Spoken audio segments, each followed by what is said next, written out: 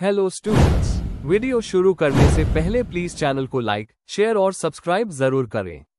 एक important information, अगर आपको इस वीडियो के नोट्स चाहिए तो डिस्क्रिप्शन बॉक्स में दिया गया डाउनलोड लिंक चेक करें। Thank you. चलिए शुरू करते हैं। इस वीडियो में हम पढ़ेंगे BPCE 146 इंडस्ट्रियल ऑर्गेनाइजेशनल साइकोलॉजी के प्रीवियस ईयर क्वेश्चन और most important questions with answers. ये क्वेश्चंस आपके एग्जाम के लिए बहुत इंपॉर्टेंट है। अगर आपने ये अच्छे से कर लिए तो एग्जाम निकलना पक्का है। Let's begin. Question 5, explain the objectives and components of performance appraisal. Question explanation. इस क्वेश्चन में हमें 2 चीजें कवर करनी है। 1, परफॉर्मेंस अप्रेजल के ऑब्जेक्टिव्स, मतलब ऑर्गेनाइजेशंस क्यों करती है, और 2, उसके कंपोनेंट्स, मतलब अप्रेजल के में स्टेप्स और एलिमेंट्स। हमें डेफिनेशन, प्रोसेस और एग्जाम्पल्स के साथ समझाना है। आंसर। इंट्रोडक्शन। परफॉर्मेंस अप्रेजल एक सिस्टमैटिक प्रोसेस है जिसमें एम्प्लॉयज के काम, स्किल्स और कंट्रीब्यूशन को इवैल्यूएट किया जाता है। ये सिर्फ एफिशिएंसी को मेजर करने के लिए नहीं है, बल्कि फीडबैक देने, स्ट्रेंथ्स और वीकनेसेस समझने और फ्यूचर ट्रेनिंग प्लान करने के लिए भी होता है। आज के टाइम में अप्रेजल को सिर्फ प्रमोशन से नहीं, बल्कि मोटिवेशन, लर्निंग और ऑर्गेनाइजेशनल ग्रोथ के टूल के रूप में देखा जाता है। मैस्लो और हर्ट्सबर्ग जैसे थिंकर्स ने भी रिकॉग्निशन और फीडबैक की इंपॉर्टेंस एक्सप्लेन की है। Main body. 1, objectives of performance appraisal. Performance appraisal के कुछ मेन ऑब्जेक्टिव्स होते हैं। Employee development. अप्रेजल से ट्रेनिंग नीड्स आइडेंटिफाई होती है। जैसे अगर किसी एम्प्लॉय की कम्युनिकेशन स्किल्स वीक है तो उनके लिए वर्कशॉप प्लान किया जा सकता है। Administrative decisions. Salary increment, promotion, transfer या टर्मिनेशन के डिसीजंस अप्रेजल के बेसिस पर लिए जाते हैं। Motivation and morale. अच्छी परफॉर्मेंस पर रिकॉग्निशन मिलने से एम्प्लॉयज की मोटिवेशन और मोराल दोनों बढ़ता है। Feedback and communication. अप्रेजल एक प्लेटफॉर्म प्रोवाइड करता है जहां सुपरवाइजर और एम्प्लॉय ओपनली बात करते हैं और कंस्ट्रक्टिव फीडबैक मिलता है। Organisational planning. अप्रेजल डाटा से लॉन्ग टर्म वर्कफोर्स प्लानिंग और सक्सेशन प्लानिंग की जाती है। एग्जाम्पल, इन्फोसिस जैसे ऑर्गेनाइजेशंस अप्रेजल का यूज सिर्फ सैलरी हाइक के लिए नहीं, बल्कि फ्यूचर लीडर्स आइडेंटिफाई करने के लिए भी करती है। 2, components of performance appraisal. Performance appraisal के कुछ जरूरी कंपोनेंट्स होते हैं। Setting performance standards. पहले ही क्लियर करना पड़ता है कि जॉब एक्सपेक्टेशंस और KPI क्या है। Measuring actual performance. एम्प्लॉय के काम को ऑब्जर्व और डॉक्यूमेंट करके मेजर किया जाता है। इसके लिए rating scales, 360 degree feedback, MBO जैसे टूल्स यूज होते हैं। Comparing performance with standards. Actual performance को प्रीडिफाइंड स्टैंडर्ड से कंपेयर किया जाता है। Feedback and communication. फीडबैक देना अप्रेजल का कोर पार्ट है जहां स्ट्रेंथ्स और वीकनेसेस दोनों पर डिस्कशन होता है। Decision making and action. Appraisal के बाद सैलरी, प्रमोशन, ट्रेनिंग या करियर प्लानिंग के डिसीजंस लिए जाते हैं। केस स्टडी एग्जांपल, गूगल में OKR, ऑब्जेक्टिव्स एंड की रिजल्ट्स के थ्रू अप्रेजल होता है जहां एम्प्लॉयज के काम को उनके गोल से कंपेयर किया जाता है। 3, methods and approaches linked to appraisal. Depth के लिए कुछ मेथड्स मेंशन करना जरूरी है। Traditional methods, ranking, grading, checklist method. Modern methods, 360 degree feedback, बाज, असेसमेंट सेंटर्स। यह मेथड्स अप्रेजल को फेयर और ट्रांसपेरेंट बनाते हैं। 4, challenges and importance in modern organisations. Appraisals में कभी कभी बियास और सब्जेक्टिविटी आ जाती है, लेकिन अगर प्रोसेस सही तरीके से इंप्लीमेंट किया जाए तो यह पावरफुल टूल है जो प्रोडक्टिविटी और सेटिस्फेक्शन दोनों को एनहांस करता है। आजकल एनुअल रिव्यूज के बजाय कंटिन्यूअस फीडबैक सिस्टम ज्यादा पॉपुलर हो रहा है। कंक्लूजन में ये कहना सही होगा कि परफॉर्मेंस अप्रेजल एक एनुअल इवैल्यूएशन से ज्यादा एक स्ट्रैटेजिक टूल है। इसके ऑब्जेक्टिव्स एम्प्लॉय डेवलपमेंट से लेकर एडमिनिस्ट्रेटिव डिसीजंस तक होते हैं और कंपोनेंट्स इंश्योर करते हैं कि प्रोसेस सिस्टमैटिक और फेयर हो। जब ये सही तरीके से होता है तो अप्रेजल मोटिवेशन बढ़ता है, फीडबैक देता है और इंडिविजुअल गोल्स को ऑर्गेनाइजेशन के गोल्स के साथ अलाइन करता है। If you need the notes of this video, there's a download link in the description box. Be sure to check it out. Thank you. Question 6. Discuss the models of organizational development. Question explanation. इस question में हमें organisational development के अलग अलग models को explain करना है। हमें ओडी को डिफाइन करना है, उसके ऑब्जेक्टिव्स बताने हैं और फिर इंपॉर्टेंट मॉडल्स जैसे Lewin, action research, Weisbord, Burke Litwin और पॉजिटिव मॉडल को डिटेल में समझना है। Answer. Introduction. Organisational development OD का मतलब होता है एक प्लान्ड और सिस्टमैटिक प्रोसेस जिसमें ऑर्गेनाइजेशन अपनी इफेक्टिवनेस, एफिशिएंसी और अडेप्टेबिलिटी को इम्प्रूव करती है। ये मेनली स्ट्रैटेजीज, स्ट्रक्चर, पीपल और प्रोसेसेस को ऑर्गेनाइजेशन के गोल्स के साथ अलाइन करता है। ओडी के मॉडल्स एक फ्रेमवर्क देते हैं जिससे चेंज को सिस्टमैटिकली इम्प्लीमेंट किया जा सके। कर्ट ल्यूइन, बैकहार्ड और बुर्के जैसे थिंकर्स ने अलग अलग मॉडल्स दिए हैं जो चेंज को समझने और मैनेज करने में हेल्प करते हैं। Main body. 1. ल्यूइन का 3 step model of change. Kurt Lewin को चेंज मैनेजमेंट का फादर माना जाता है। उनका मॉडल 3 स्टेजेस पे बेस्ड है: अनफ्रीजिंग, पुराने हैबिट्स को तोड़ना और एम्प्लॉइज को चेंज के लिए प्रिपेयर करना। चेंजिंग, मूवमेंट, नए सिस्टम्स, प्रोसेसेस या बिहेवियर्स को इंट्रोड्यूस करना। रीफ्रीजिंग, नए चेंजेस को परमानेंट बनाना और रीएनफोर्स करना।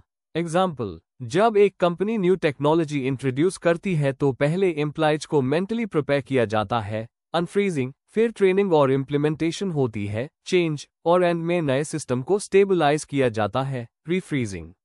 2. Action research model. ये मॉडल कोलैबोरेशन और प्रॉब्लम सॉल्विंग पे फोकस करता है। स्टेप्स है: प्रॉब्लम डायग्नोज करना, डेटा कलेक्ट और एनालाइज करना, प्लान और इंटरवेंशन इंप्लीमेंट करना, एवैल्यूएशन और फीडबैक लेना। इसमें एम्प्लॉइज और मैनेजर्स दोनों एक्टिवली इन्वॉल्व होते हैं, इसलिए चेंज इजीली एक्सेप्ट होता है। एग्जाम्पल, अगर प्रोडक्टिविटी लो हो तो सर्वे से कॉज आइडेंटिफाई किया जाता है और फिर ट्रेनिंग या रिस्ट्रक्चरिंग के इंटरवेंशंस यूज होते हैं। 3. वाइसबॉर्ड का 6 बॉक्स मॉडल। मार्विन वाइसबॉर्ड ने ये मॉडल दिया जिसमें ऑर्गेनाइजेशन के 6 एस्पेक्ट्स एनालाइज किए जाते हैं। पर्पस, ऑर्गेनाइजेशन का एग्जिस्टेंस रीजन। स्ट्रक्चर, काम कैसे डिवाइड होता है। रिलेशनशिप्स, इंडिविजुअल्स, ग्रुप्स और डिपार्टमेंट्स के रिलेशंस। रिवॉर्ड्स, परफॉर्मेंस कैसे रिवॉर्ड होती है। लीडरशिप, लीडर्स का रोल। सपोर्टिव मैकेनिज्म्स, सिस्टम्स जैसे आईटी, एचआर। ये मॉडल एक डायग्नोस्टिक टूल है जिससे प्रॉब्लम एरियाज आइडेंटिफाई किए जा सकते हैं। 4. बर्क-लिटविन मॉडल ऑफ ऑर्गेनाइजेशनल चेंज। ये एक कॉम्प्रिहेंसिव मॉडल है जिसमें ट्रांसफॉर्मेशनल और ट्रांजैक्शनल फैक्टर्स इंक्लूड होते हैं। Transformational factors: leadership, mission, culture. Transactional factors: structure, systems, work climate. इस मॉडल का मेन फोकस है कि ट्रांसफॉर्मेशनल चेंज का इम्पैक्ट ट्रांजैक्शनल से ज्यादा होता है। एग्जाम्पल, अगर एक company innovation driven culture adopt करना चाहे तो उससे लीडरशिप और कल्चर पे फोकस करना होगा, सिर्फ सिस्टम्स बदलने से काम नहीं होगा। 5. Positive model, appreciative inquiry. ये मॉडल प्रॉब्लम्स पे नहीं बल्कि स्ट्रेंथ्स पे फोकस करता है। स्टेप्स: आइडेंटिफाई करना कि ऑर्गेनाइजेशन में क्या अच्छा चल रहा है, फ्यूचर के लिए ड्रीम करना, स्ट्रैटेजीज डिजाइन करना, उन्हें इम्प्लीमेंट और सस्टेन करना। इस मॉडल से एम्प्लॉइज का मोटिवेशन और एंगेजमेंट बढ़ता है और पॉजिटिव कल्चर डेवलप होता है। कंक्लूजन: ऑर्गेनाइजेशनल डेवलपमेंट के मॉडल्स एक स्ट्रक्चर्ड फ्रेमवर्क देते हैं जिससे ऑर्गेनाइजेशंस चेंज को सिस्टमैटिकली मैनेज कर सकती है। ल्यूइन के 3 स्टेप मॉडल से लेकर अप्रिशिएटिव इंक्वायरी तक हर मॉडल का अपना इंपॉर्टेंस है। इन्हें मिक्स करके ऑर्गेनाइजेशंस अपनी नीड्स के हिसाब से अडेप्ट कर सकती है। आज के डायनामिक एनवायरनमेंट में ओडी मॉडल्स का यूज करना अडेप्टेबिलिटी और लॉन्ग टर्म ग्रोथ के लिए जरूरी है। If you need the notes of this video, there's a download link in the description box. Be sure to check it out. Thank you. Question 7. Discuss the association of positive psychology with positive organizational behavior. Question explanation. इस question में हमें ये बताना है कि positive psychology, जो strengths और wellbeing पर फोकस करती है, का relation positive organisational behaviour (POB) से कैसे है। हमें दोनों के डेफिनेशंस, थियरीज और प्रैक्टिकल एप्लीकेशंस एक्सप्लेन करने हैं जिससे एम्प्लॉइज और ऑर्गेनाइजेशन दोनों को बेनिफिट होता है। Answer: introduction. पॉजिटिव साइकोलॉजी एक ऐसी ब्रांच है जो मार्टिन सेलिग्मन ने पॉपुलर बनाई, जो ह्यूमन स्ट्रेंथ्स, ऑप्टिमिज्म और हैप्पीनेस पर फोकस करती है। Positive organisational behaviour (POB) Fred Luthans का कॉन्सेप्ट है जो इन्हीं प्रिंसिपल्स को वर्कप्लेस में अप्लाई करता है। ये देखता है कि होप, रेजिलियंस, ऑप्टिमिज्म और कॉन्फिडेंस जैसे ट्रेट से एम्प्लॉइज और ऑर्गेनाइजेशन दोनों का परफॉर्मेंस कैसे इंप्रूव होता है। Main body. 1. पॉजिटिव साइकोलॉजी का कॉन्सेप्ट। पॉजिटिव साइकोलॉजी का मेन फोकस वीकनेसेस को फिक्स करना नहीं, बल्कि स्ट्रेंथ्स को और डेवलप करना है। इंपॉर्टेंट एलिमेंट्स है हैप्पीनेस, रेजिलियंस, ऑप्टिमिज्म, एंगेजमेंट और मीनिंग। एग्जाम्पल, अगर एक कंपनी अपने एम्प्लॉयज के लिए वेलबीइंग वर्कशॉप्स रखती है तो पॉजिटिविटी और मोटिवेशन दोनों बढ़ते हैं। 2. पॉजिटिव ऑर्गेनाइजेशनल बिहेवियर (POB) का मतलब। POB बेसिकली एक अप्लाइड फॉर्म है पॉजिटिव साइकोलॉजी का, जो ऑर्गेनाइजेशनल लेवल पर अप्लाई होता है। फ्रेड लुथेंस ने इसे डिफाइन किया था एज स्टडी और एप्लीकेशन ऑफ ह्यूमन स्ट्रेंथ्स और साइकोलॉजिकल कैपेसिटीज। POB के मेन डायमेंशंस: होप, अपने गोल्स अचीव करने की बिलीफ; ऑप्टिमिज्म, फ्यूचर में पॉजिटिव आउटकम्स की एक्सपेक्टेशन; रेजिलियंस, फेलियर के बाद रिकवर करने की एबिलिटी; सेल्फ एफिकेसी, अपने स्किल्स और एबिलिटीज पर कॉन्फिडेंस। एग्जाम्पल, जब कंपनी में सडन चेंज आता है तो रेजिलियंट एम्प्लॉइज इजीली अडेप्ट कर लेते हैं। 3. पॉजिटिव साइकोलॉजी और POB का रिलेशन। दोनों का एक कॉमन एम है ह्यूमन स्ट्रेंथ्स और फ्लरिशिंग। पॉजिटिव साइकोलॉजी का happiness focus directly job satisfaction और स्ट्रेस कम करने में हेल्प करता है। पॉजिटिव ट्रेट्स जैसे ऑप्टिमिज्म और रेजिलियंस प्रोडक्टिविटी और टीम वर्क को इंप्रूव करते हैं। लीडरशिप भी एक मेजर फैक्टर है। जो लीडर सपोर्टिव और मोटिवेशनल होता है वो पॉजिटिव कल्चर क्रिएट करता है।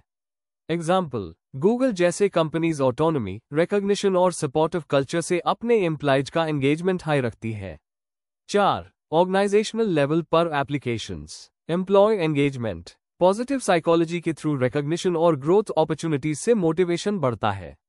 वर्क प्लेस कल्चर ट्रस्ट और कोलैबोरेशन को प्रमोट करता है। मेंटल हेल्थ, स्ट्रेस और बर्नआउट कम होता है रेजिलियंस ट्रेनिंग के जरिए। ट्रेनिंग और डेवलपमेंट, ऑप्टिमिज्म वर्कशॉप्स और ग्रैटिट्यूड प्रोग्राम से ओवरऑल एनवायरनमेंट पॉजिटिव होता है। एग्जाम्पल, एक कंपनी ने माइंडफुलनेस और ग्रैटिट्यूड प्रैक्टिसेस अडॉप्ट करके अपने एम्प्लॉयज के मोराल और प्रोडक्टिविटी दोनों को बूस्ट किया। कंक्लूजन एंड में कहना यह है कि पॉजिटिव साइकोलॉजी और POB दोनों हाई स्ट्रेंथ्स, वेलबीइंग और रेजिलियंस पर फोकस करते हैं। इनको अप्लाई करके ऑर्गेनाइजेशंस एक हेल्दी और प्रोडक्टिव एनवायरनमेंट क्रिएट कर सकते हैं। मेरी ओपिनियन में जो कंपनीज पॉजिटिव प्रैक्टिसेस अडॉप्ट करती है वो लॉन्ग टर्म में ज्यादा सक्सेसफुल और सस्टेनेबल होती है। If you need the notes of this video, there is a download link in the description box. Be sure to check it out. Thank you. Question 8. Write short notes on the following in about 200 words each. A. Process and types of communication. B. Networks of communication. Question explanation. इस question में हमें 2 चीजों पर short notes लिखने हैं। पहले part में communication का प्रोसेस और उसके types verbal, non verbal, formal, informal, ETC समझने हैं। दूसरे पार्ट बी में हमें कम्युनिकेशन नेटवर्क्स जैसे चैन, व्हील, वाई शेप्ड और ऑल चैनल समझने हैं जो ऑर्गेनाइजेशंस में उस होते हैं। आंसर। इंट्रोडक्शन। कम्युनिकेशन हर ऑर्गेनाइजेशन की जान है। ये एक प्रोसेस है जिसमें लोग अपने आइडियाज, इंफॉर्मेशन और फीलिंग्स शेयर करते हैं। इंडस्ट्रियल ऑर्गेनाइजेशनल साइकोलॉजी में कम्युनिकेशन बहुत इंपॉर्टेंट रोल प्ले करता है क्योंकि इससे कोऑर्डिनेशन, डिसीजन मेकिंग और मोटिवेशन ईजी हो जाता है। इस आंसर में हम देखेंगे कम्युनिकेशन का प्रोसेस और टाइप्स और बी कम्युनिकेशन नेटवर्क्स जो ऑर्गेनाइजेशंस में उस होते हैं।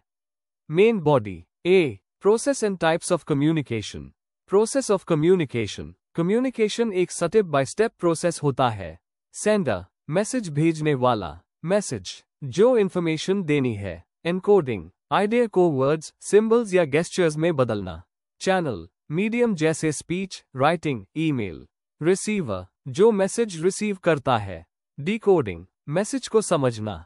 फीडबैक, रिसीवर का रिस्पॉन्स जो कम्युनिकेशन को 2 वे बनाता है। नॉइस, बैरियर्स या डिस्टर्बेंस जो कम्युनिकेशन को डिस्टर्ब करते हैं। Types of communication. वर्बल, बोल कर या लिख कर की गई कम्युनिकेशन जैसे meetings, letters. Non verbal, body language, gestures, facial expressions.